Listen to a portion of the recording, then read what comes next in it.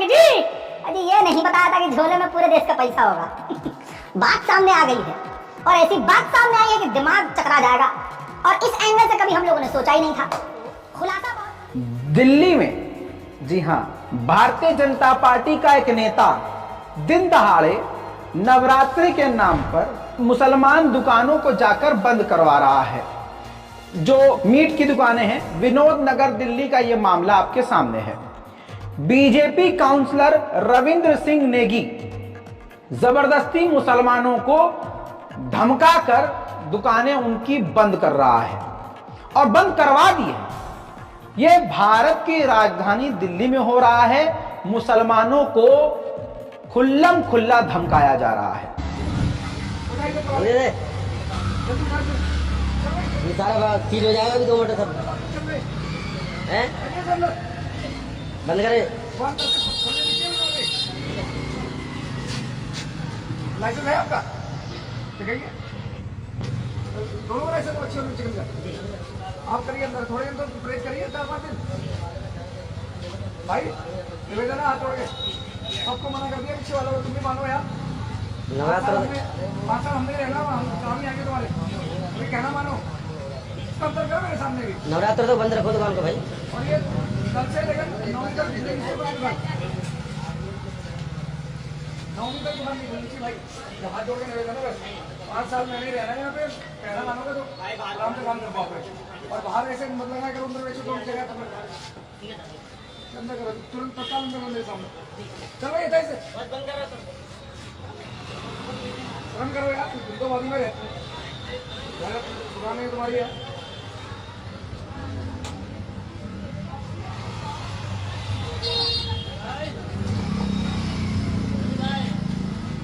हाँ जी, अरे मैं तो खुलेआम देख रहे हैं नवरात्रों में बड़ा बंद करेंगे।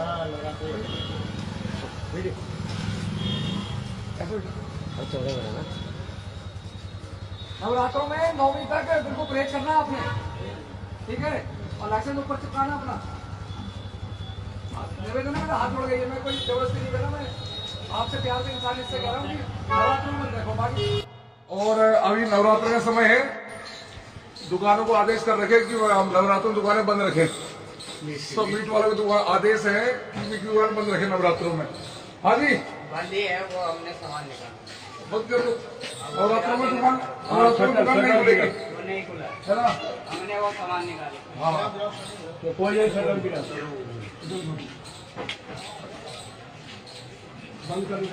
नवरात्रों में कोई भी मीट शॉप नवरात्रों में इस वाइट में नहीं खुलेगी, ठीक है? इसे बंद करो, बच्चा नीचे करो इसका। उनको कह देना बिल्कुल नवरात्रों नहीं खोलना। हाँ, बिल्कुल नहीं खुलेगी नवरात्रों में बंद रहेगी दुकान। आदेश है, बोल देना बच्चा नीचे करो। नवरात्रों में बिल्कुल नहीं खोलोगे दुकान, ठीक है? लग जाएगी बेटा, क्या फायदा। हाँ, नवरात्रों में तुम खोलो, नवरात्रों में खोलो आप आराम से, कोई तुमसे दिक्कत नहीं हमारी, पर नवरात्रों में नहीं खुलेगी, ठीक है जी? बंद कर दो, शटर खोल दो, कोई बोलते नहीं भाई। नवरात्रों में नहीं खोलना है। निवेदन है 358 में काम करो, नवरात्रों में नहीं। अब अगो है नहीं, नवरात्रों नहीं खोलो। कहते हैं नवरात्रों में खोलेगी आप बोलोगी, और मैं बोलूँगी अगर कॉर्पोरेट को ठीक है तो फिर मैं फिर करके आपकी तैयार होगा। सबसे बंद कर दी,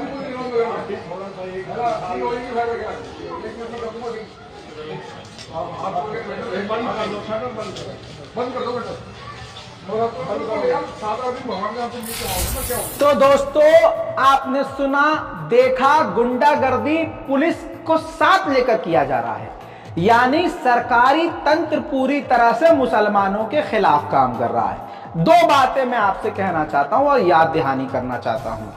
एक तरफ मुसलमानों का बाइकआउट किया जा रहा है कि मुसलमानों का बहिष्कार करो, मुसलमानों का कोई साजो सामान मत लो, उनसे कोई खरीदारी ही मत करो, लो ही मत सामान।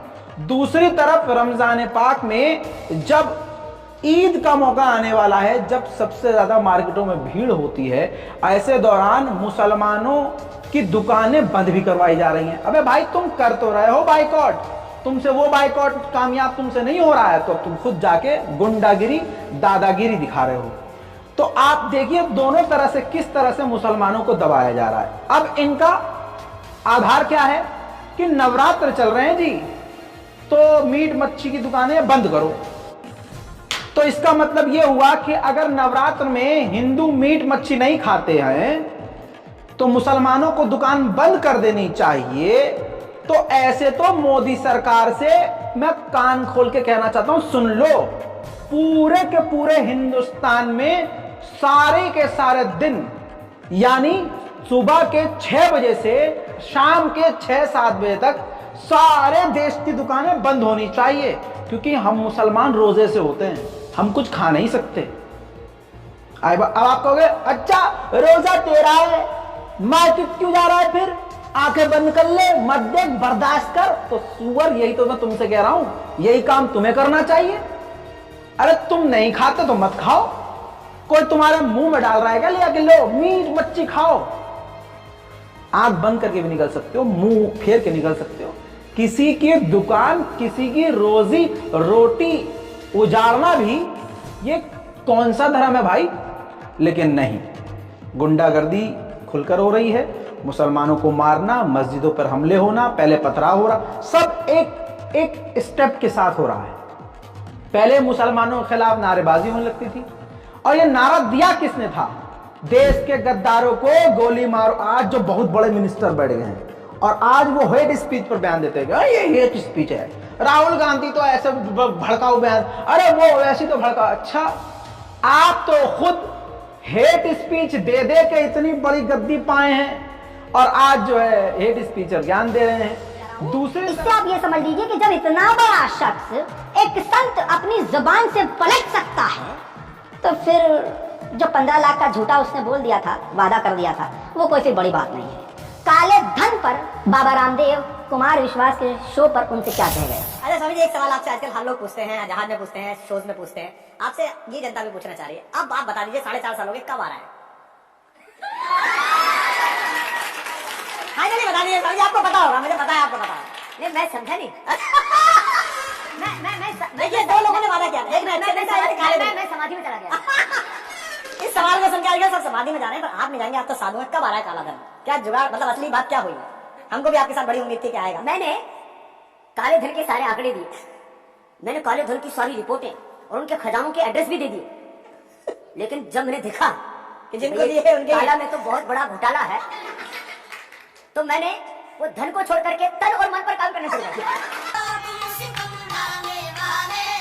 मेरे दोस्तों, वैसे तो मैं बहुत इज्जत करता हूं हमारे गृह मंत्री की, माननीय गृह मंत्री अमित शाह जी की।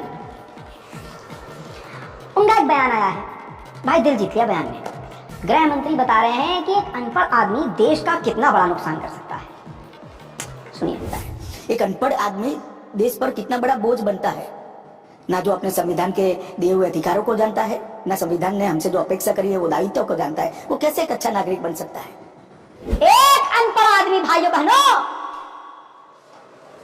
अरे हमारे आप यहाँ किसकी, आपके पास तो डिग्री है ना, पार्ले जी, वो उसका कौन सा, जो भी आपका डिग्री है, हाँ, तो अरे छोड़ो, गुस्सा हो गया तो चैनल ही उड़वा देंगे।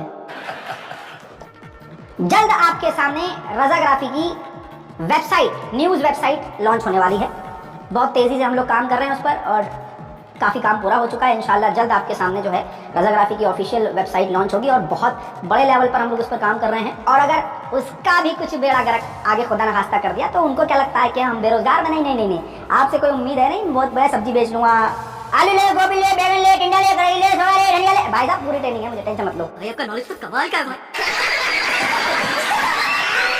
आपको याद होगा शर्जील इमाम और सफूरा जरगर समेत 9 आरोपियों को हाईकोर्ट ने झटका दे दिया है। ट्रायल कोर्ट का फैसला ही पलट दिया है। कोर्ट ने 11 लोगों को बरी करने की निचली अदालत के आदेश को रद्द कर दिया है। निचली अदालत ने बरी कर दिया था तो न जाने किसका फोन ऊपरी अदालत को चला गया जहां पर पूरे उस फैसले को बदल दिया गया। तुम अदालतों में बैठकर चुटकुले लिखो, हम सड़कों दीवारों पर इंसाफ लिखेंगे। तुम काला कमल लिखो, हम लाल गुलाब लिखेंगे। तुम जमीन पर जुल्म लिखो, आसमान पे हम इनकलाब लिखेंगे। जो अंधभक्त हैं वो पूरे अंधे हैं, और जिनकी आंख खुल जा रही है वो पूरी तरह से हमसे ज्यादा जाग चुके हैं। वो हमारे साथ खेल रहे हैं, उनके साथ खेलेंगे।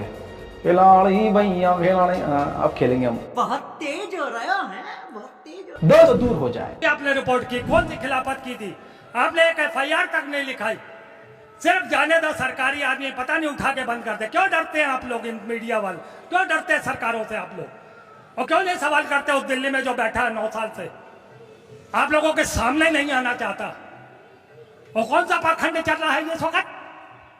राहुल गांधी से मेरा कोई लेना देना नहीं, मैं पूर्व BJP कार्यकर्ता हूं, मेरा कोई कांग्रेस से लेना देना नहीं है। उसकी सदस्यता छीनना कहाँ की ये इंसानियत है? और क्या कर लिया उसने? क्या नरेंद्र मोदी के खिलाफ उसने झूठ बोला क्या? दो